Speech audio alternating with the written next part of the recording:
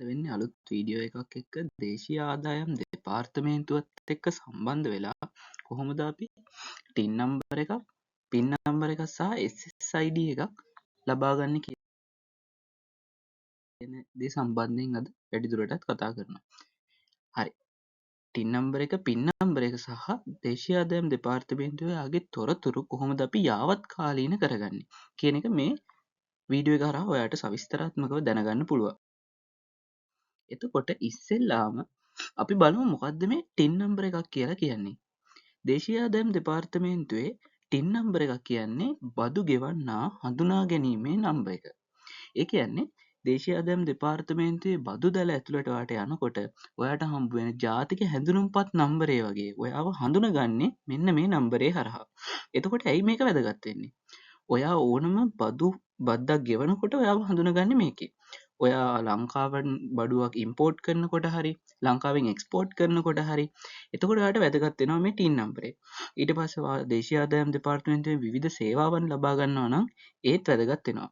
ඒ වගේම ඔයා මොනවා හරි විශේෂ බද්දකට රෙජිස්ටර් වෙනවා නම් එතකොටත් වැදගත් වෙනවා.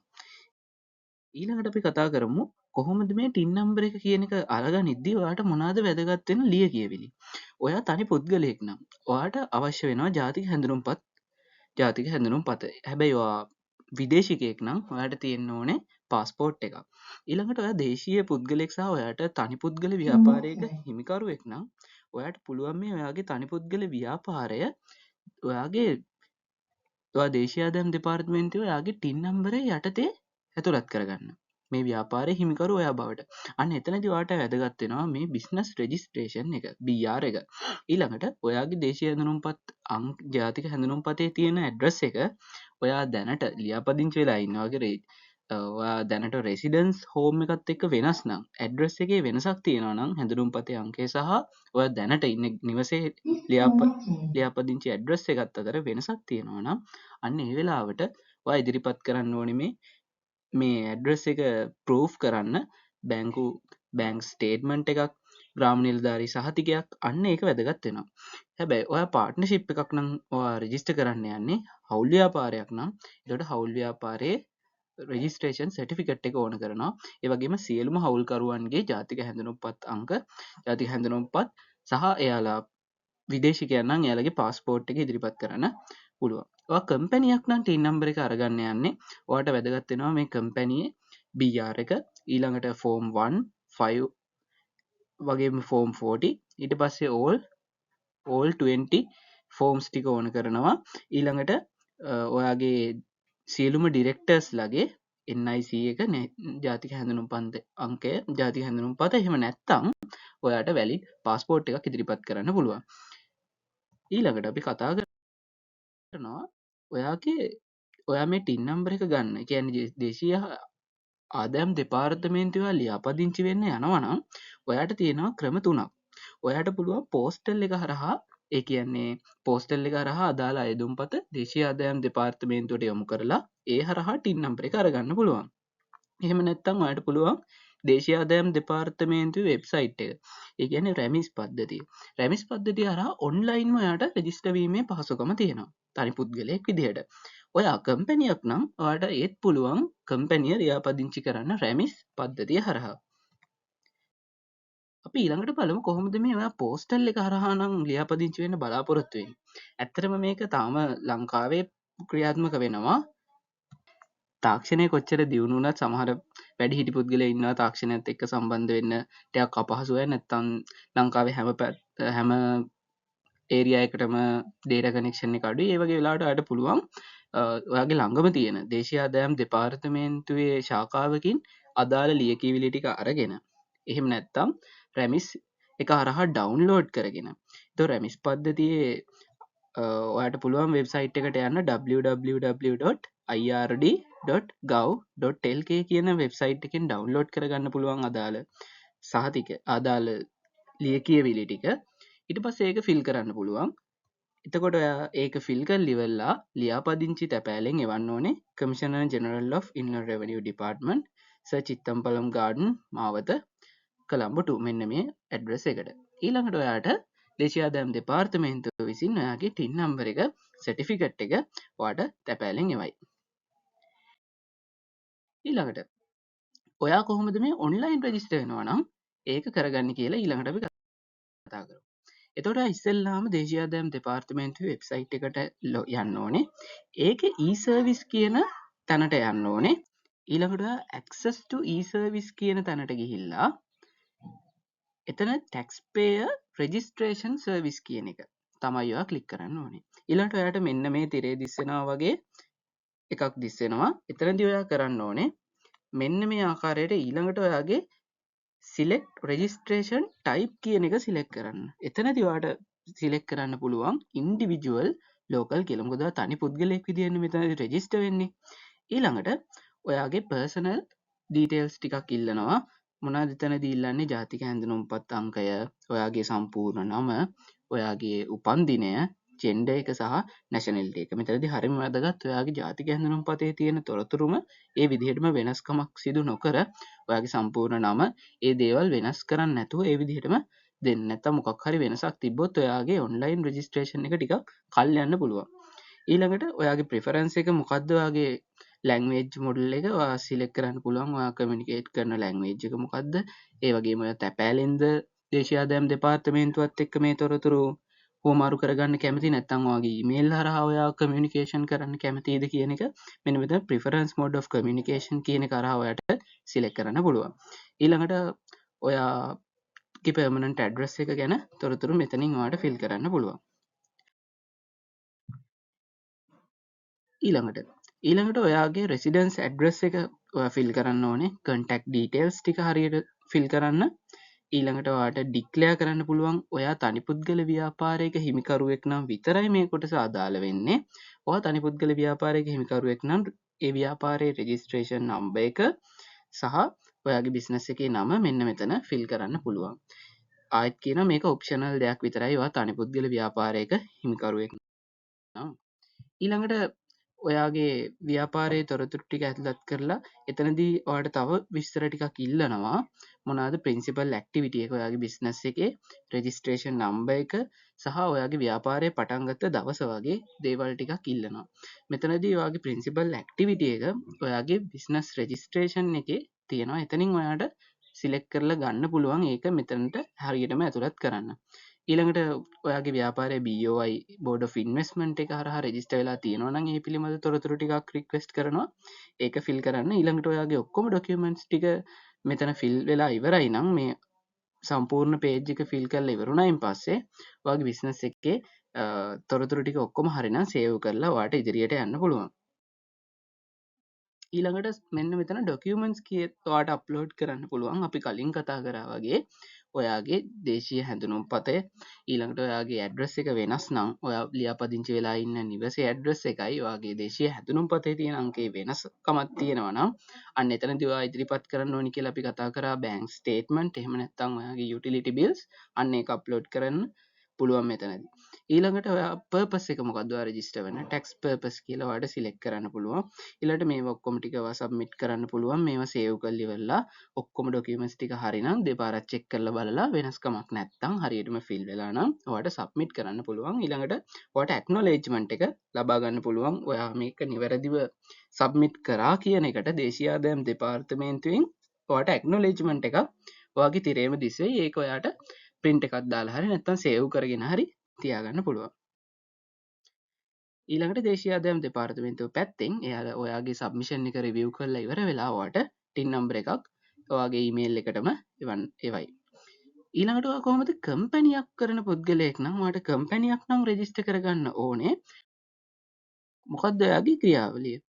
එතනදී ඔයාට ඉස්සෙල්ලාම අර වගේම දේශීය ආදායම් දෙපාර්තමේන්තුවේ e-service කියන රැමිස් එකට ඔයා ඉස්සෙල්ලාම ලොග් වෙලා e-service කියන තැනට ඇවිල්ලා මෙතනදී ඔයා registration type කියන එක select කරගන්න ඕනේ registered company කියලා. ඊළඟට කම්පැනියේ ඩීටේල්ස් ටික කලින් වගේ තනි පුද්ගලයෙක් විදිහට ඔයා තොරතුරු ටික fill කරේ. දැන් මෙතනදී ඔයාගේ කම්පැනියේ ඩීටේල්ස් ටික තමයි ඔයා නිවැරදිව fill කරගන්න ඕනේ. මෙතනදී mandatory fields තියෙනවා. එතනදී ඔයාට pay screen එකේ රතු ලකුණක් තියෙන්නේ මෙන්න මෙතන. ඒ රතු ලකුණ තියෙන ඒවා අනිවාර්යෙන්ම ඔයා fill කරන්න ඕනේ. ඒවා හරියටම fill කරන්න එතනදී අහන ඔයාගේ කම්පැනියේ ROC එකේ කියන්නේ සමාගම් මැදුරේ ඔයා ලියාපදිංචි වෙලා තියෙන නම්බර එක, ඊළඟට name of the company, date of incorporation, date of commencement, මෙන්න මේ තොරතුරු ටික ඔයා ඊටාම නිවැරදිව ලබා දෙන්න ඕනේ.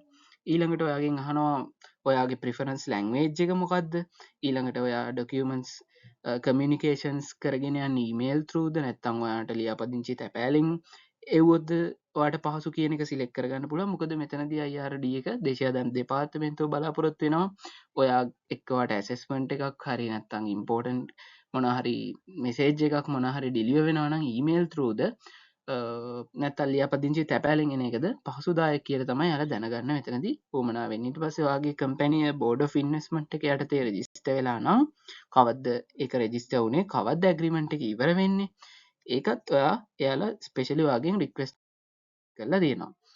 ඊළඟට ඔයාගේ company parent group of company එකක් නම් පේරන්ට් කම්පැනියක් තියෙනවා නම් මෙතනදී ඒ පේරන්ට් කම්පැනි සම්බන්ධ වැඩිදුර තොරතුරු ඔයාලා බලාපොරොත්තු වෙනවා. මෙතනදී ඔයාලට ටින් නම්බර එක හෝ ROC එකේ රෙජිස්ටර් වෙලා තියෙන සමාගම් මැදුර රෙජිස්ටර් වෙලා තියෙන නම්බර එක පාවිච්චි කරන්න පුළුවන්. ඊළඟට ඔයාගේ රෙජිස්ටර්ඩ් ඇඩ්‍රස් එක මෙතන ෆිල් කරන්න පුළුවන්. ඊළඟට contact information කාවද contact කරගන්න ඕනේ, IRD එක පැත්තෙන් contact කරගන්න ඕනේ වුණත් කාටද මේ phone numbers, email address, contact person ගේ details ටික මෙතනින් එයාලා රික්වෙස්ට් කරලා දෙනවා. ඊළඟට අපිට පුළුවන් සමාගමක් නිසා සමාගමේ සියලුම අධ්‍යක්ෂකවරුන්ගේ තොරතුරු ටික සමාගම ඔයා මෙතනදී අප්ලෝඩ් කරන්න ඕනේ. එයාලා මේන්ලි බලාපොරොත්තු වෙන්නේ ටින් නම්බර එක, එහෙම නැත්නම් NIC නම්බර එක හෝ පාස්පෝර්ට් නම්බර එක. ඊටම නිවැරදිව සියලුම ඩිරෙක්ටර්ස්ලාගේ තොරතුරු හරියාකාරව ඇතුළත් කරලා ඊට පස්සේ ඔයාලට පුළුවන් වෙරිෆයි කරලා ඒක සේව් කරන්න. ඊට පස්සේ ඔයාලට පුළුවන් ඉදිරියට යන්න මොනවා හරි චේන්ජස් එකක් තියෙනවා නම්, ඇමෙන්ඩ්මන්ට් එකක් තියෙනවා නම් ඒ රෙකෝඩ් එකේ මොනවා හරි ඔයාලට රිමූව් කරන්න පහසුකම තියෙනවා. එහෙම නැත්නම් ඇමෙන්ඩ් කරලා චේන්ජ් කරන්න පහසුකමක් තියෙනවා. ඊළඟට ඔයාලට සපෝටින් ඩොකියුමන්ට්ස් විදිහට අපි කලින් කතා කරා වගේ BR එක, ඒ වගේම ෆෝම්ස්, ඒ ෆෝම්ස් ටික ඉල්ලලා තියෙන දේවල් ටික ඔයාලට සබ්මිට් කරන්න පුළුවන් මෙතනදී. ඊළඟට ඒවා ටික හරියාකාරයෙන් ඔයාලට ෆිල් කරයින් පස්සේ ඔයාලට සේව් කරලා ඩික්ලරේෂන් එක ඔක්කොම කම්ප්ලීට් කරලා ඉවරලා මෙතනදී ඔයාලට සබ්මිට් කරන්න පුළුවන්. සබ්මිට් කරලා ඉවරලා ඔයාගේ රෙෆරන්ස් එකට IRD එක මේ තොරතුරු ගත්තා කියලා ඇක්නොලෙජ්මන්ට් එක අරගෙන ඇක්නොලෙජ්මන්ට් එක ඔයා ගාව print එකක් හරි සේව් එකක් හරි දාලා ඔයා ගාව තියාගන්න. ඊළඟට අපි කතා කරනවා හරි දැන් ඔයා ටින් නම්බර එක හරියටම අරගෙන ඉවරයි. ටින් නම්බර එක ගත්තයින් පස්සේ තව දෙයක් තමයි ඔයාගේ පින් නම්බර එක. මේ පින් නම්බර එක කියන්නේ ඇත්තටම දේශීය ආදායම් දෙපාර්තමේන්තුවත් එක්ක ගනුදෙනු කරද්දී රැමිස් කියන පද්ධතියට ඔයා ලොග් වෙන්න නම් ඔයාට ටින් නම්බර එකට අමතරව මේ පාස්වර්ඩ් එක, පින් නම්බර එක වමනා වෙනවා. මොකද ඔන්ලයින් ෆැසිලිටි කරද්දී ඔයාගේ යූසර් account එකට හරියට යූසර් නේම් එක වගේ තමයි ටින් එක. හැබැයි ඔයාගේ පාස්වර්ඩ් එක තමයි පින් එක. පාස්වර්ඩ් එක නැතුව යූසර් නේම් එක විතරක් තිබ්බට ඔයාට ලොග් වෙලා වැඩ කරන්න බෑ. ඒක හින්දා මේ පින් නම්බර එක කියන එක ඊටාම වැදගත් වෙනවා. කොහොමද ඔයා පින් නම්බර එකක් ගන්නෙ? ඔයාට හරිම ලේසි පින් නම්බර එක ඔයා www.gov.lk කියන වෙබ්සයිට් එකට ගිහිල්ලා e-service portal එක හරහා ඔයාට රික්වෙස්ට් කරන්න පුළුවන් ඔයාට අදාළ පින් නම්බර එක.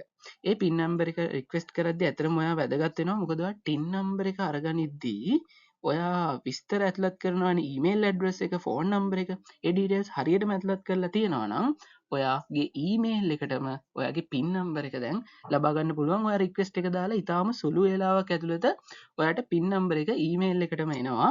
හැබැයි ඔයා හරියට පින් නම්බර එක ගන්න නම් ටින් නම්බර එක ඇතුළත් කරද්දී ටින් නම්බර එක ගන්න තොරතුරු ලබා දෙද්දී ඊමේල් ඇඩ්‍රස් එක හරියටම ලබා දීම වැදගත් වෙනවා. ඊළඟට SSID එකක්. මේක නම් අදාළ වෙන්නේ තනි පුද්ගලයන්ට හෝ හවුල් ව්‍යාපාරවලට තනි පුද්ගලයන්ට නෙමෙයි. ඇත්තටම සමාගමක් විදිහට කරගෙන යනවා නම් SSID කියන එක ඔයාගේ ලොගින් එකේදී ටින් එක පින් එකට අමතරව SSID කියන එකත් වැදගත් වෙනවා. මේ SSID එකෙන් කරන්නේ ඇත්තටම ඔයා ව්‍යාපාර හිමිකරුවෙක් නම් ඔයා එක් එක් පුද්ගලයන්ට විවිධ ලොගින්ස් ක්‍රියේට් කරනවා. ඒ ලොගින්ස් වලට අදාළව එයාලට ඕතරයිසේෂන් එක ලිමිට් කරලා තියෙන්නේ ඒ SSID එකට. එතකොට කිසියම් පුද්ගලයෙක්ගේ එයා ලොග් වෙන්නේ එයාට අදාළ SSID එක පාවිච්චි කරලා නම් තව පුද්ගලයෙක්ට ඇක්සස් නැති ඒරියා එකකට ඇක්සස් නැති ටැක්ස් ටයිප් එකකට ඔයාට පුළුවන් ඒ පුද්ගලයාට ඒ SSID එක හරහා ලබා දෙන්න ඇක්සස් එක. එතකොට මෙතනදී ඔයාට SSID එක ඇත්තටම ඇඩ්මින් ලොගින් එක හරහා SSID ක්‍රියේට් කරගන්න පුළුවන්. ඒ SSID එක ලබා දුන්නට පස්සේ අදාළ ස්ටාෆ් මෙම්බර්ට ඒ අදාළ SSID එකට allow කරලා තියෙන ටැක්ස් ටයිප් වලට විතරක් ඒරියාස් වලට විතරක් ප්‍රිපෙයාර් කෙනෙක් විදිහට වැඩ කරගෙන යන්න පුළුවන්. එතකොට ඇප්‍රූවර් කෙනෙක් විදිහට ප්‍රිපෙයාර් කෙනෙක් විදිහට මේ සම්බන්ධයෙන් මම තව වැඩිදුර වීඩියෝ එකක් කරන්නම්. ඔයාලගේ පහසුවට මෙතනදි මේක සාකච්ඡා කරනවට වඩා ඊළඟට අපිට පුළුවන් මේ රෙජිස්ටර් උනයින් පස්සේ ටින් නම්බර් එකක් අරගෙන ඔයාට විවිධ ටැක්ස් ටයිප් තියෙනවා. ඒ කියන්නේ විවිධ ටැක්සස් වර්ග. මේ හැම වර්ගෙටම ඔයා ඔටෝමැටිකලි රෙජිස්ටර් වෙන්නේ නැහැ. ඔයා තනි පුද්ගලයෙක් නම් ඔයාට ත්‍රෙෂෝල්ඩ් එකක් තියෙනවා. දැනට නම් වාර්ෂිකව 1,50,000ක බදු ආදායමක් බදු වලට යටත් ආදායමක් තියෙනවා නම් විතරයි ඔයා ඉන්කම් ටැක්ස් වලට තනි පුද්ගලයෙක් විදිහට ලියාපදිංචි වෙන්න ඕනේ. එතකොට ඔයාට වාර්ෂිකව ලක්ෂ 18ක් යනකම් ලිමිට් එකක් දීලා තියෙනවා. ඔයාගේ වාර්ෂික ආදායම මාසික ආදායම 1,50,000යි. නිකන් හරි. ඔයා 1,50,000ට වඩා වැඩි ආදායමක් ගන්නවා නම් අන්න ඔයා ටැක්ස් ටයිප් එක විදිහට තනි පුද්ගලයෙක් විදිහට ටැක්ස් ටයිප් එක විදිහට රෙජිස්ටර් වෙන්න ඕනේ.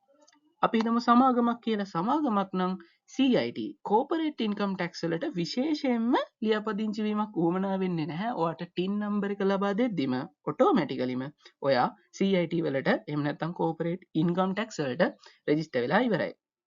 අපි හිතමුකෝ තනි පුද්ගලෙක් නෙමෙයි සමාගමක් වැලියු ඇඩඩ් ටැක්ස් එකතු කළාගේ මත බදු වලට ලියාපදිංචි වෙනවා කියලා. එතකොට අදාළ ත්‍රෙෂෝල්ඩ් එක බලලා ඒ ත්‍රෙෂෝල්ඩ් එකට වඩා ඔයාගේ ආදායම වැඩි වෙනවා නම් එතකොට යට ක්වාට එකකට මිලියන 15ක් තමයි දැනට තියෙන ලිමිට් එක. ඒ සීමාව පන්නනවා නම් ඔයාට රෙජිස්ටර් වෙන්න පුළුවන්. එහෙම නැත්නම් වුණත් ඔයාට අදාළ ලියකියවිලි සබ්මිට් කරලා ඔයා ප්‍රූව් කරොත් ඔයාගේ මිලියන 15ට වඩා ආදායම යනවා කියලා. එහෙම නැත්නම් ඔයාට සෙල්ෆ් ඔයාගේ කැමැත්ත මත වුණත් රෙජිස්ටර් වෙන්න පුළුවන්. ඊළඟට ඒ වගේම තමයි වෙනත් අදර් ටැක්ස් ටයිප් වලටත් රෙජිස්ටර් වෙනවා නම් ඔයා රික්වෙස්ට් කරලා ඔයාට රැමිස් පද්ධතිය හරහා ඔයාට රෙජිස්ටර් වෙන්න පුළුවන්. ඊළඟට අපි කතා කරනවා ඔයාගේ මේ ඔයාගේ තොරතුරු ටික යාවත් කාලීන කරලා පවත්වගෙන යන්න ඕනේ දේශීය ආදායම් දෙපාර්තමේන්තුවත් එක්ක. ඇයි මේක වැදගත් වෙන්නේ? මොකද දේශීය ආදායම් දෙපාර්තමේන්තුව යත් එක්ක නිතරම කමියුනිකේෂන්ස් කරනවා. හිතන්නකෝ ඔයාගේ ඇඩ්‍රස් එක ඔයා චේන්ජ් කරා කියලා. ව්‍යාපාරයේ ලොකේෂන් එක නැත්තම් වගේ නිවසේ තොරතුරු. එතකොට දේශීය ආදායම් දෙපාර්තමේන්තුව යත් එක්ක කමියුනිකේෂන් කරන ලෙටර්ස් හැමදේම ලියාපදිංචි තැපෑලා හරහා යවන්නේ ඔයා එයාලට දීලා තියෙන ඇඩ්‍රස් එකට. හිතන්න ඔය ඇඩ්‍රස් එක චේන්ජ් කරලා වෙනස් කරලා හැබැයි දේශීය ආදායම් දෙපාර්තමේන්තුවට ඔයා මේ තොරතුරු යාවත් කාලීන කළේ නැහැ.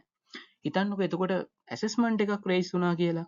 ඒක දැන් ඩිලිවර් වෙන්නේ අර අනිත් ඊමේල් ඇඩ්‍රස් එකට.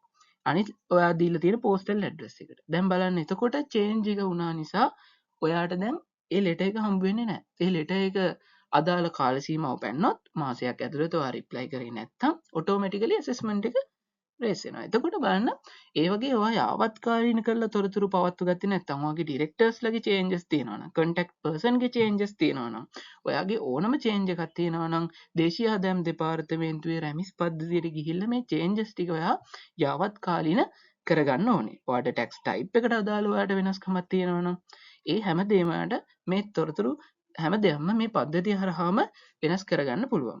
ඒක හැම වෙලාවෙම ඉතාම වැදගත් දෙයක් වෙනවා. ඊළඟට අපි කලින් කතා කරා වගේම මෙන්න මේ ඩොකියුමන්ට්ස් වල චේන්ජස් මොනවා හරි තියෙනවා නම් ඒත් ඔයාට ඒවයි වෙනස්කම් ටික අප්ලෝඩ් කරගන්න පුළුවන්. අප්ඩේට් කරලා වෙනස්කමක් තියෙනවා නම් ඒවා නැවත වාරයක් සබ්මිට් කරන්න පුළුවන් මේ දේශීය ආදායම් දෙපාර්තමේන්තුවේ රැමිස් පද්ධතිය හරහා. ඊළඟට ඔයාට මේ ගැන වැඩිදුරටත් තොරතුරු ලබා ගන්න ඕනේ නම් ඔයාට පුළුවන් දේශීය ආදායම් දෙපාර්තමේන්තුවේ සෙකන්ඩ් ෆ්ලෝ එකට ඔයාට ෆිසිකලි යන්න පුළුවන්. හැමදෑම සතිය දවස් 5ම 8:30 සිට 4 දක්වාවට එතනදී වැඩ කරගන්න පුළුවන්. ඊට ඔයාලට කන්ටැක්ට් නම්බර් එකක් විදිහට 1974 කියන නම්බරයට කතා කරන්න පුළුවන්. ඒ වගේම ඔන්ලයින් ඔයාලට පහසුකම් ලබා ගන්න පුළුවන්. ඉතින් මම හිතනවා ඔයාලට මේ වීඩියෝ එක හරහා ටින් නම්බර් එක සහ පින් එක සහ SSID සම්බන්ධයෙන් ඔයාලට දැනුම ලැබුණයි කියලා. මේ සම්බන්ධයෙන් තවත් වැඩිදුරටත් මොනවා හරි ඔයාලට ප්‍රශ්න තියෙනවා නම් දැනගන්න අවශ්‍ය වෙන මොනවා හරි දෙයක් තියෙනවා නම් අපිට කමෙන්ට් සෙක්ෂන් එකේ කමෙන්ට් එකක් දාන්න.